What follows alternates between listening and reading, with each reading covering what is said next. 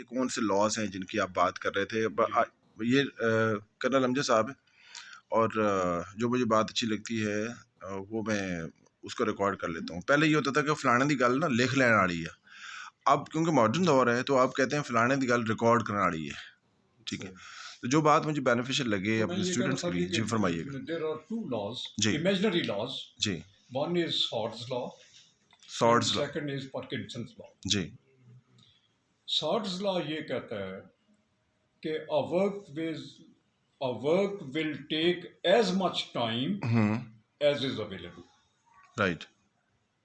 ठीक है जी। और पार्किंसंस लॉ ये कहता है कि if the things will go tend to go wrong if they are not supervised. Right.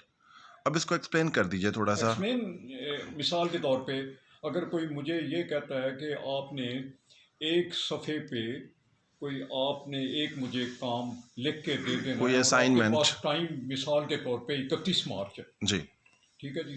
तो वो मैं ह्यूमन साइकोलॉजी और आम एक इंसान की जो आदत है वो कहता है बहुत टाइम पड़ा हुआ है, और इसको फिर वो ये करता है कि वो सो जाता है, जी।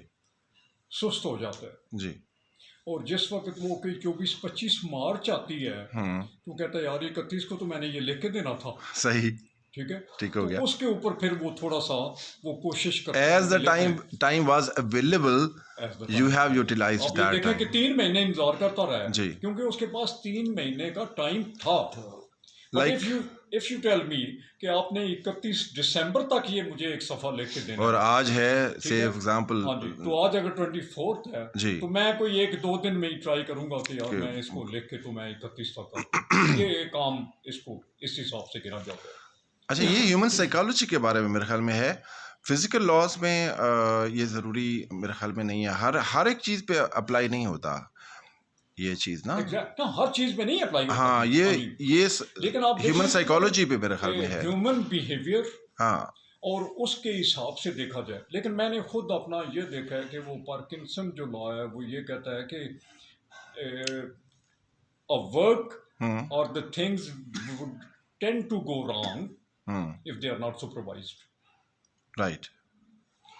मिसाल क्या है कि अगर बंदा ये कहता है कि यार बस ठीक है इसको रख तो ये हो जाएगा, या इसी तरह कोई काम है कि बस ठीक है जी मैं 2 सिपाहियों को कहता हूँ कि भाई ये आपने काम कर लेना है, मैं सुपरवाइज नहीं करता जी। 90% चांसेस है कि वो गलत होगा। अच्छा।